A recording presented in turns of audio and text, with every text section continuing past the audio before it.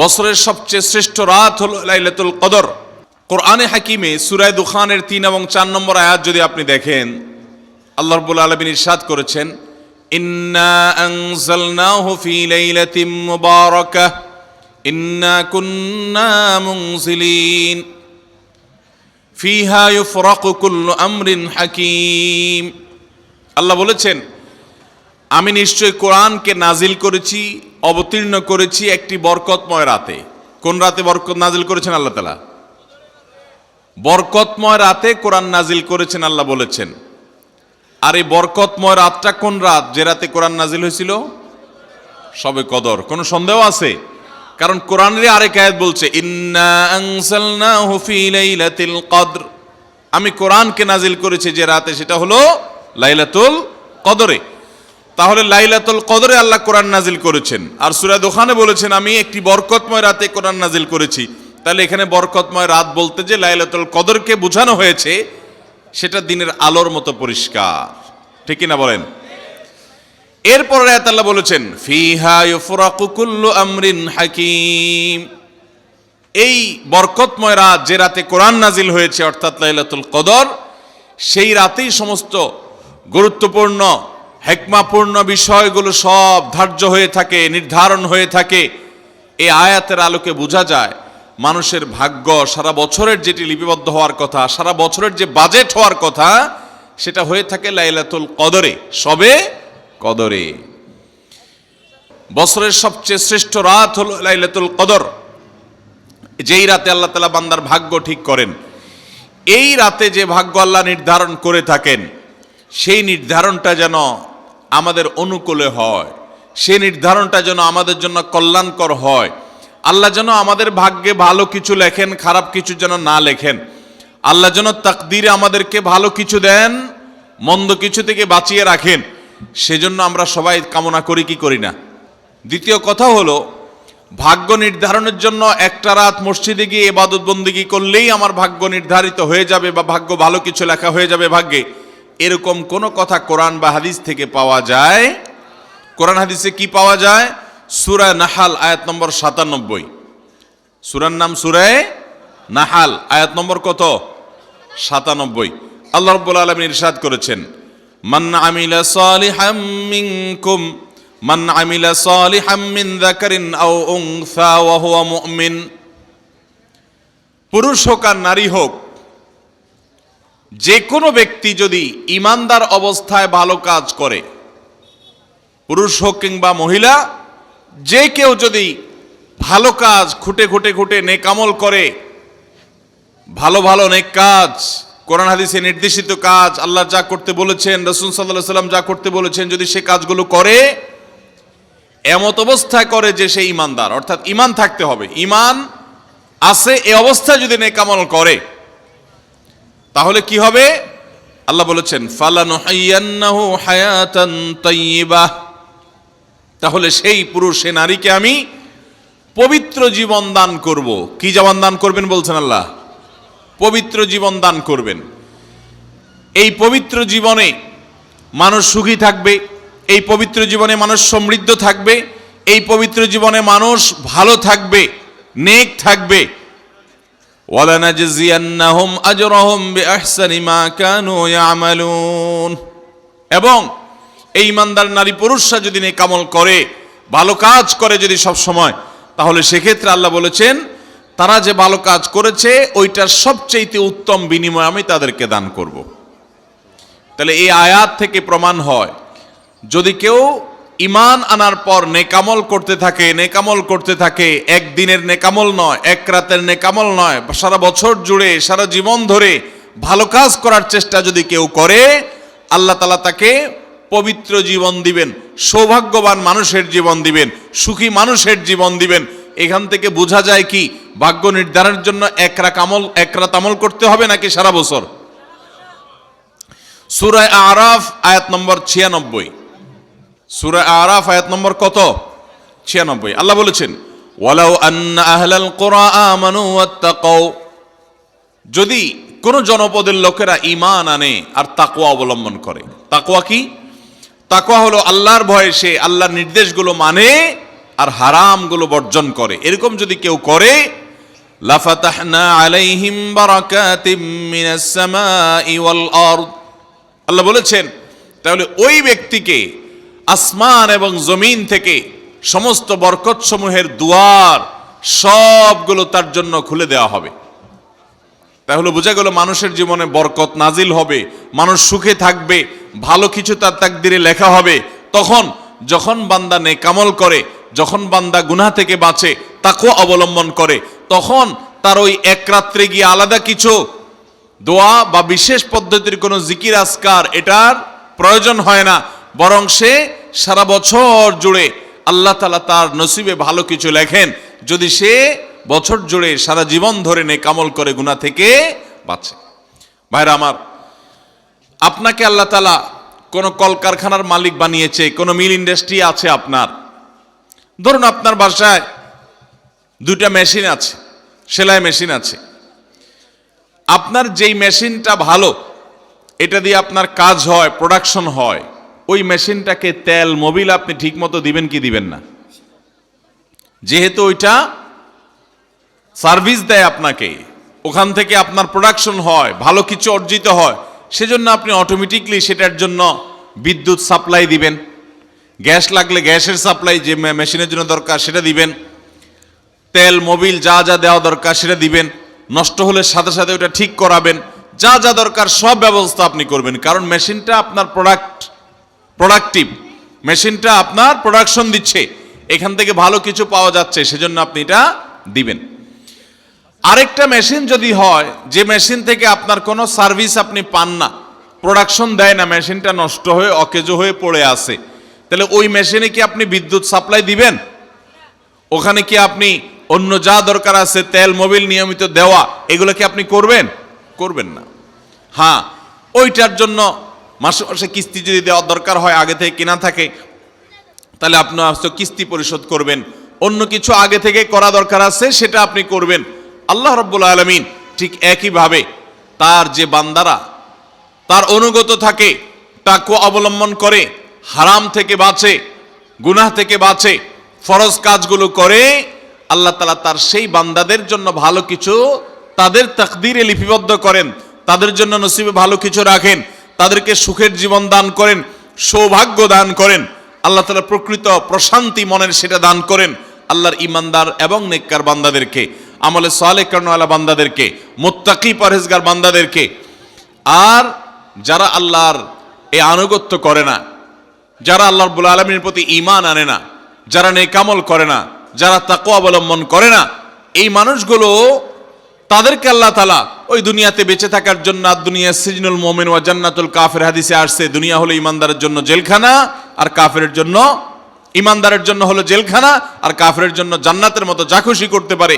আল্লাহ তাআলা তাকে কিছু রিজিক দিয়ে বাঁচায় রাখেন, কিন্তু এই রিজিকের কোনো মূল্য আল্লাহর কাছে নাই। নবী করিম সাল্লাল্লাহু আলাইহি সাল্লাম বলেছেন, যদি দুনিয়া এবং দুনিয়ার মধ্যে যা কিছু আছে এগুলো যদি মাছির ডানার মতো মূল্য রাখতো, তো আল্লাহ তাআলা দুনিয়াতে আল্লাহর প্রতি অবিশ্বাসী কাউকে এক ঢোক পানিও পান করতে দিতেন না।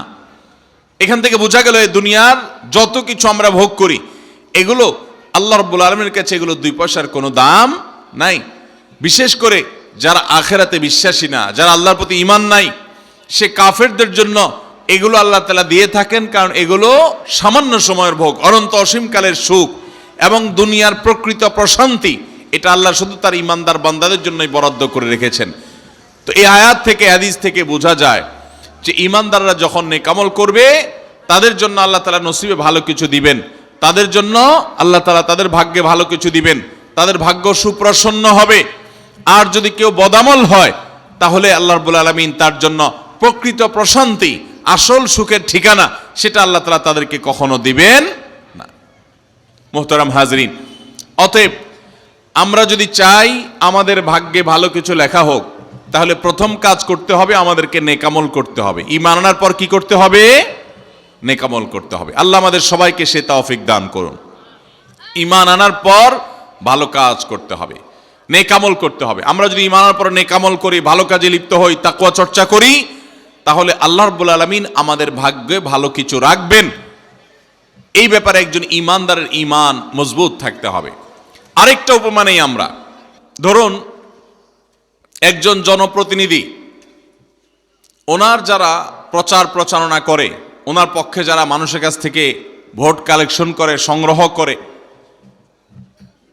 এই জনপ্রতিনিধির কাছে যদি কোনো রিলিফের মাল আসে, সরকারি চাল ডাল ইত্যাদি এসব যদি আসে, তিনি তার এলাকার মানুষদেরকে, ভোটারদেরকে, জনগণ তাদেরকে তিনি, যারা অভাবী, যারা এটার হকদার, তাদেরকে দিবেন। এটা তার দায়িত্ব, কর্তব্য থাকে। যদি তার কোনো আগে থেকে তার দলের কোনো কর্মী থাকে, নির্বাচনের সময় তার অনুগত কোনো মানুষ থাকে যে তার পক্ষে কাজ করছে অনেক বেশি, তো এই লোকটার যদি রিলিফের দরকার হয়, সে কি ওই চেয়ারম্যান সাহেবের কাছে আর জনপ্রতিনিধির কাছে ধর্ণা দিয়ে আলাদা পিছনে আপনার লাইন ধরে ঘুরতে হবে? তার অটোমেটিক তাকে দেয়া হবে, কারণ সে আগে থেকেই তার লোক। অতএব অন্য 10 জন যদি পায়, এই লোক বরং তারও আগে পাবে। ঠিক একইভাবে যে সারা বছর জুড়ে নেকামল করে, তাকওয়া অবলম্বন করে, গুনাহ থেকে বাঁচে, আল্লাহর আনুগত্য করে, আল্লাহর আদেশ নিষেধগুলো মেনে চলে, 5 ওয়াক্ত নামাজ পড়ে, হালাল হারাম বাজ বিচার করে চলে, আল্লাহর ভয় অন্তরে লালন করে, ওই আল্লাহর বান্দাকে আল্লাহ যখন ভাগ্য লিপিবদ্ধ করবেন, আল্লাহ যখন বাজেট ঘোষণা করবেন, তখন আল্লাহ তাআলা তার সে ইমানদার, সে মুত্তাকি বান্দার জন্য বাজেট রাখবেন ভালো, এটা তো বলার অপেক্ষা রাখে। অতএব ভাগ্য সুপ্রসন্ন হওয়ার জন্য, ভাগ্যে ভালো কিছু লেখা হওয়ার জন্য এক রাতের ইবাদত নয়। এই সমস্ত আয়াত, হাদিস, উপমা থেকে আমরা বুঝাবার চেষ্টা করছি যে আমাদেরকে করতে হবে সারা বছর জুড়ে ভালো কাজের চর্চা, নেকামলের চর্চা। তাহলে আমরা নেকামলের মাধ্যমে আল্লাহ রাব্বুল আলামিনের কাছ থেকে ভালো কিছুর ফয়সালা পাবো ইনশাআল্লাহ। মুহতারাম হাজিরিন, আমরা অনেকে দোয়ার জন্য অনেক অস্থির হই, পেরেশান হই যে অমুক হুজুর যেন আমার জন্য একটু দোয়া করে দেন, ইমাম সাহেব আমার জন্য একটু দোয়া করে দেন।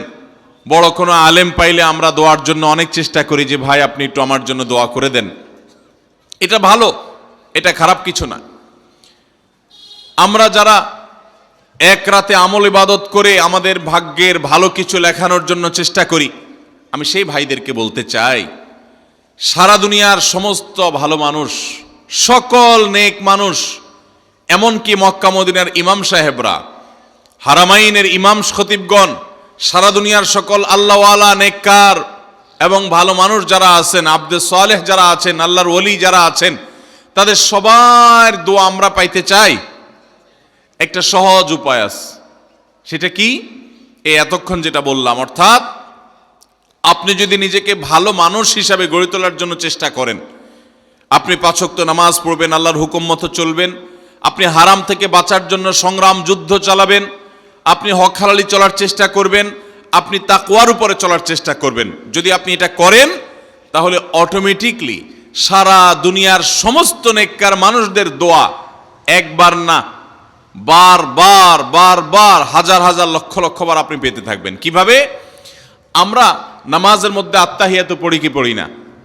এই আত্তাহিয়াতুর মধ্যে একটা কথা আছে, আসসালামু আলাইনা ওয়া আলা ইবাদিল্লাহিস সালিহিন। এর অর্থ কি? এর অর্থ হলো, হে আল্লাহ, নামাজের মধ্যে নামাজরত অবস্থা দোয়া, এখানে দোয়া করছে মুসল্লি, হে আল্লাহ, আসসালামু আলাইনা, আল্লাহ আমার প্রতি শান্তি বর্ষিত হোক, আমাদের প্রতি শান্তি বর্ষিত হোক, ওয়া আলা ইবাদিল্লাহিস সালিহিন, এবং আল্লাহর যত নেককার বান্দা আছে সারা পৃথিবীতে, সারা দুনিয়াতে যত নেককার বান্দা আল্লাহর আছে, যারা ভালো কাজ করার চেষ্টা করে, যারা হক হালালি চলার চেষ্টা করে, যারা হারাম উপার্জন করে না, যারা হারাম জিনিস দেখে না, হারাম জিনিস ধরে না, হারাম খায় না, হারাম কথা বলে না, হারাম জায়গায় যায় না, হারাম কাজ করে না, 5 ওয়াক্ত নামাজ পড়ে, যাকাত ফরজ হলে যাকাত দেয়, হজ ফরজ হলে হজ করে, রমজান আসলে রোজা রাখে, সকল ফরজ কাজগুলো করে, এক কথায় কোরআন হাদিসকে মেনে চলার চেষ্টা করে যারা, তার জীবনের অক্ষরে অক্ষরে প্রতিটা পদক্ষেপে, এদেরকে বলা হয় নেককার বান্দা। নামাজে আত্তাহিয়াতে প্রত্যেকটা মুসল্লি সারা পৃথিবীর সমস্ত প্রান্ত থেকে আল্লাহর কাছে দোয়া করে, আসসালামু আলাইনা ওয়া আলা ইবাদিল্লাহিস সালিহিন, আল্লাহ আমাদের প্রতি তো শান্তি বর্ষিত করবেনই, সেই সাথে আপনার নেককার বান্দা যারা আছেন, যা সারা দুনিয়াতে এই সকল নেককার বান্দাদের প্রতি আপনি শান্তি বর্ষিত করেন। এই দোয়া প্রত্যেকটা মানুষ নামাজের মধ্যে করে কি করে না? তাহলে আপনি যদি নিজেকে নেককার বান্দা হিসাবে শামিল করতে পারেন, আপনি যদি নিজেকে আল্লাহর হুকুম এবং আল্লাহর আনুগত্য কর্ণওয়ালা মানুষ হিসাবে গড়ে তুলতে পারেন, তাহলে অটোমেটিকলি আপনি সারা দুনিয়ার সমস্ত নেককার মানুষদের দোয়া পেয়ে যাবেন। আল্লাহ আমাদের সবাইকে সে তৌফিক দান করুন। ভাইরা আমার, নেককারদের জন্য অটোমেটিকলি দোয়া হয়। শুধুমাত্র আল্লাহর নেককার বান্দা মানুষরা না, ফেরেশতারা দোয়া করে। আল্লাহর সকল নেককার মানুষদের দোয়া আমরা অটোমেটিক পাবো। তাহলে আমাদের ভাগ্যে যেন ভালো কিছু লেখা হয়, তার জন্য আমাদের যে আমলটা করতে হবে তা হলো আমলে সালেহ। সারা বছর জুড়ে, সারা জীবন জুড়ে আমাদেরকে খুঁটে খুঁটে খুঁটে কোনটা কোনটা ভালো কাজ সেগুলো করার চেষ্টা করতে হবে, কোনটা কোনটা খারাপ কাজ, গুনাহের কাজ, সেগুলো থেকে বাঁচার চেষ্টা করতে হবে। তাহলে আমাদের ভাগ্যে ভালো কিছু লেখা হবে ইনশাআল্লাহ। তাহলে এইটা একটা আমল পেয়ে গেলাম, যেটার মাধ্যমে আমাদের ভাগ্যে ভালো কিছু লেখা হবে। আমলটা হলো কি? সারা বছর জুড়ে, সারা জীবন জুড়ে আমাদেরকে খুঁটে খুঁটে আল্লাহর হুকুম কোনটা সেটা মানতে হবে, আল্লাহ কোনটা নিষেধ করেছেন সেটা থেকে বেঁচে থাকতে হবে। এই কাজ যদি অব্যাহত রাখি, আমাদের নসিবে ভালো কিছু এমনিই হবে ইনশাআল্লাহ।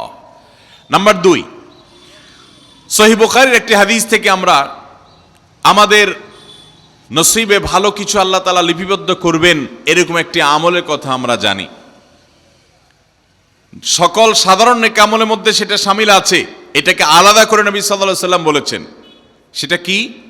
তিনি বলেছেন, মান সাররাহু আন ইউবসাতা লাহু ফি রিজকিহি আও ইউনসা লাহু ফি আথারিহি ফালইয়াসিল রাহিমাহ লাহু আন ইউবসাতা লাহু ফি রিজকিহি আও ইউনসা লাহু ফি আথারিহি। যে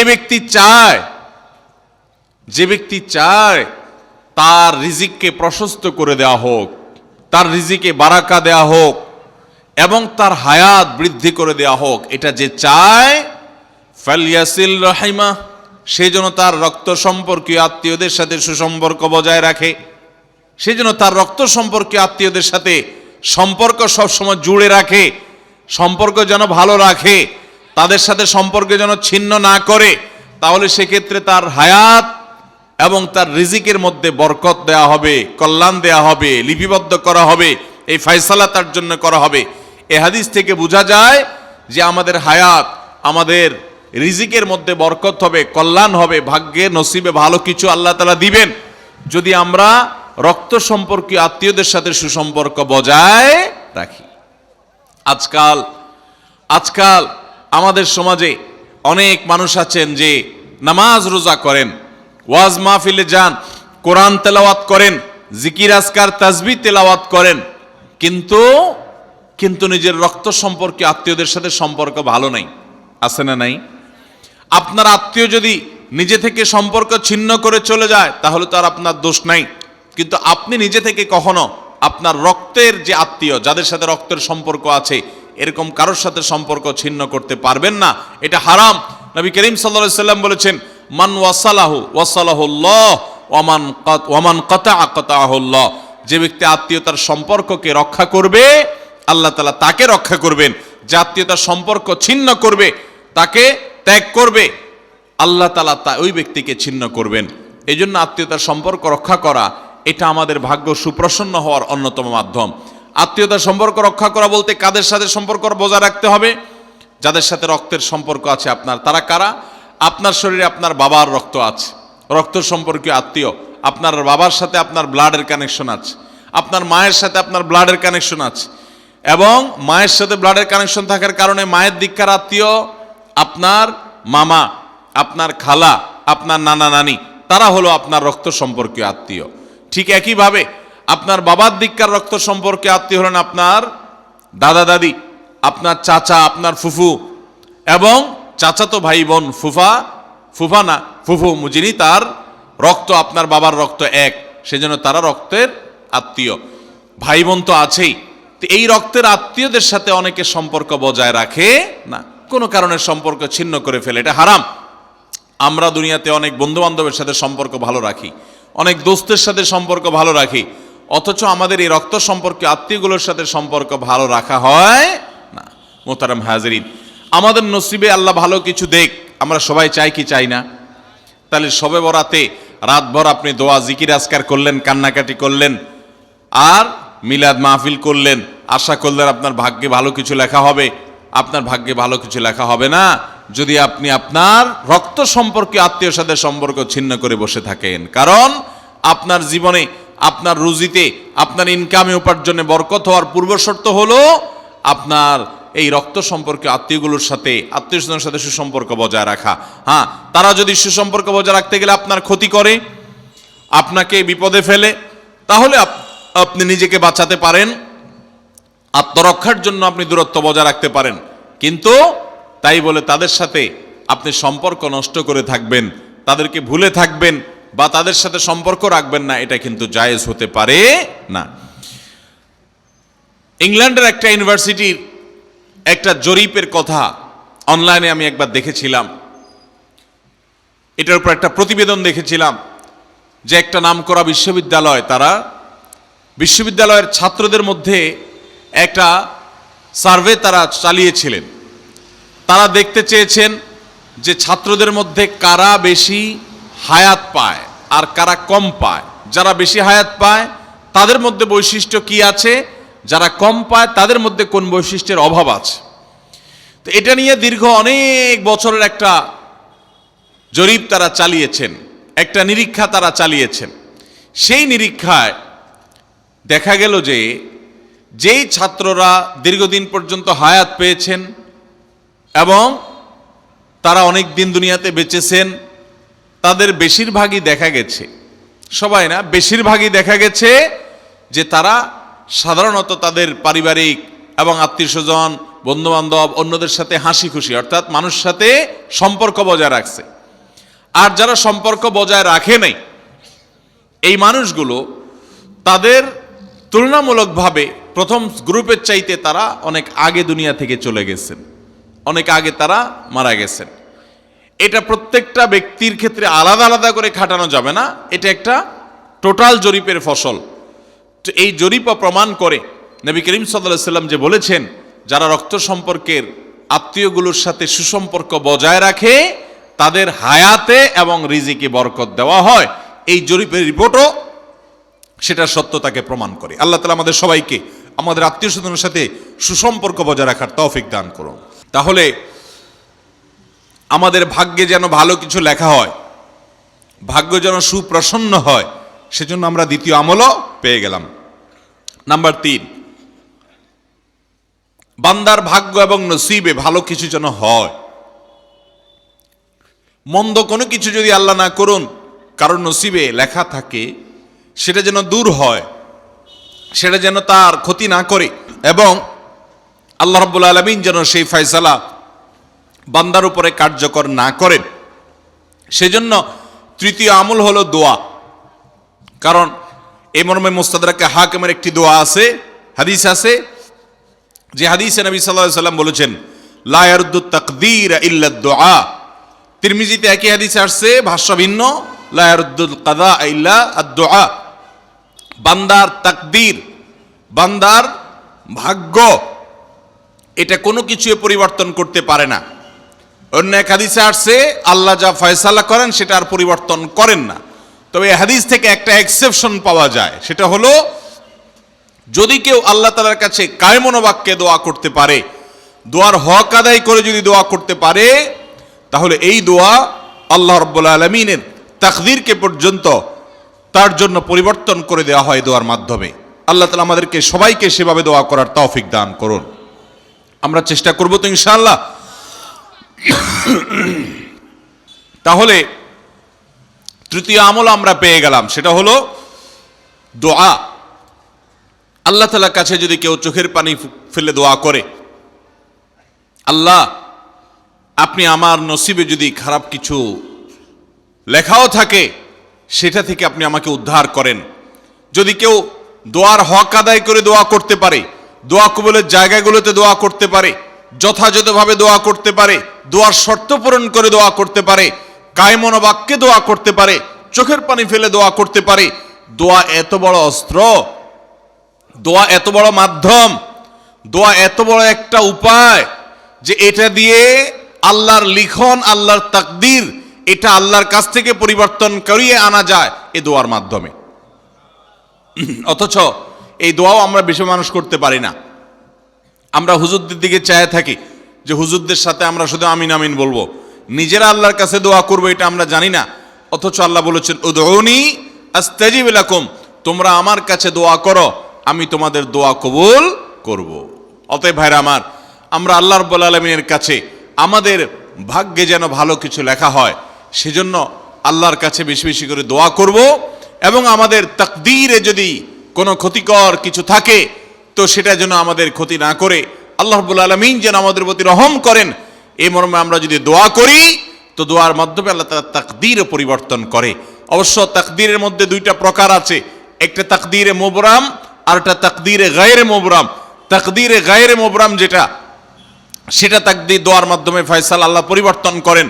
মুবরাম যেটা পরিবর্তন করেন না, অর্থাৎ যেটা চূড়ান্ত করেছেন আল্লাহ তাআলা আগে থেকে, সেটা পরিবর্তন করেন না। তবে বান্দার হায়াতের ক্ষেত্রে কোন কোন হাদিস থেকে জানা যায় আল্লাহ রাব্বুল আলামিন কোন নেক আমলের ফলে দোয়ার মাধ্যমে আল্লাহ রাব্বুল আলামিন অনেক সময় সেটাতে পরিবর্তন করেন এবং সেটাতে বারাকা দান করেন। অতএব আমাদেরকে তাকদীর, ভাগ্য যেন সুপ্রসন্ন হয়, আমাদের নসিব যেন ভালো হয়, আল্লাহ যেন ভালো কিছু দান করেন, সেজন্য শবে বরাতে রাত ভরে ইবাদত বন্দিগি এই জন্য নয়, বরং আমাদের ভাগ্যে ভালো কিছু হওয়ার জন্য বছর জুড়ে আমাদেরকে নেক আমল করতে হবে। এক রাত ইবাদত বন্দি করলেন, সারা বছর কোন নফল নামাজ, ফরজ নামাজ, অন্যান্য ফরজ কাজ করলেন না, আর আপনি আশা করলেন যে আল্লাহ আপনার জন্য ভাগ্যে ভালো কিছু লিখে দিবে, এটা সঠিক নয়। আর ভাগ্যের নির্ধারণটা মূলত লাইলাতুল কদর, এটি বোঝা যায় সূরা দুখান থেকে, অন্যান্য সূরা থেকে। অতএব আমাদের সবাইকে আমাদের ভাগ্যে ভালো কিছু লেখার জন্য বেশি বেশি আমাদের 5 ওয়াক্ত ফরজ নামাজ সহ আল্লাহর সমস্ত ফরজ বিধানগুলো মেনে চলতে হবে, হারাম এবং গুনাহের কাজগুলো থেকে বেঁচে চলতে হবে, এবং সেই সাথে আমাদের সবাইকে বেশি বেশি করে, বিশেষ করে নেককারদের কাতারে শামিল হতে হবে। আমি যত বেশি নেককার হতে পারবো, ওই যে নামাজে আত্তেহাতুর মধ্যে নেককারদের দোয়া পাবো, আমার প্রতি শান্তি আল্লাহর এমনি বর্ষিত হবে। এবং দ্বিতীয় আমল হলো বেশি বেশি করে আত্মীয় স্বজন, রক্ত সম্পর্কীয় যারা, তাদের সাথে বিশেষভাবে সুসম্পর্ক বজায় রাখতে হবে। সম্পর্ক নষ্ট করা যাবে না, সম্পর্ক ছিন্ন করা যাবে না। এবং তৃতীয় আমল হলো বেশি বেশি দোয়া করতে হবে। এই তিনও আমল যখন আমরা একযোগে চালাবো, একদিক থেকে সাধারণ সব নেক আমল করব, বিশেষভাবে আমি আত্মীয় স্বজনের সাথে সুসম্পর্ক বজায় রাখার চেষ্টা করব, এবং আল্লাহর কাছে দোয়ার আমলটা বেশি বেশি করব, বরকত নাজিল হওয়ার মতো কাজগুলো বেশি বেশি করব। ইনশাআল্লাহ আল্লাহ রাব্বুল আলামিন আমার নসিবে ভালো কিছু দিবেন এবং মন্দ কিছু থেকে আমাকে বাঁচাবেন। নবী করিম সাল্লাল্লাহু আলাইহি সাল্লাম আল্লাহর কাছে দোয়া শিক্ষা দিয়েছেন, আল্লাহুম্মা ইন্নী আউযু বিকা মিন দারকিল বালা, আল্লাহুম্মা ইন্নী আউযু বিকা মিন সুইল কাদা। আল্লাহ, আপনার কাছে আমার ভাগ্যের ক্ষতি থেকে আমি আপনার কাছে পানা চাই। অর্থাৎ আমার তাকদীরে, কাজার মধ্যে যদি কোনো ক্ষতিকর কিছু আপনি লিখে থাকেন, তাহলে সেই সুউল কাজা, এটা থেকে আমি আপনার কাছে পানা চাই। অতএব এই মর্মে আল্লাহর কাছে যত বেশি আমরা দোয়া করব, আল্লাহ রাব্বুল আলামিন আমাদেরকে তত বেশি হেফাজত করবেন। আল্লাহ তাআলা আমাদের নসিবে দুনিয়া এবং আখিরাতে, ইহকালে এবং পরকালে ভালো কিছু লেখেন, আমাদের নসিবে যেন ভালো কিছু হয় সেই তৌফিক আল্লাহ তাআলা আমাদেরকে দান করেন। আমরা সবাই আমলগুলো করব তো ইনশাআল্লাহ। আল্লাহ আমাকে আপনাকে আমাদের সবাইকে আমলের তৌফিক দান করুন।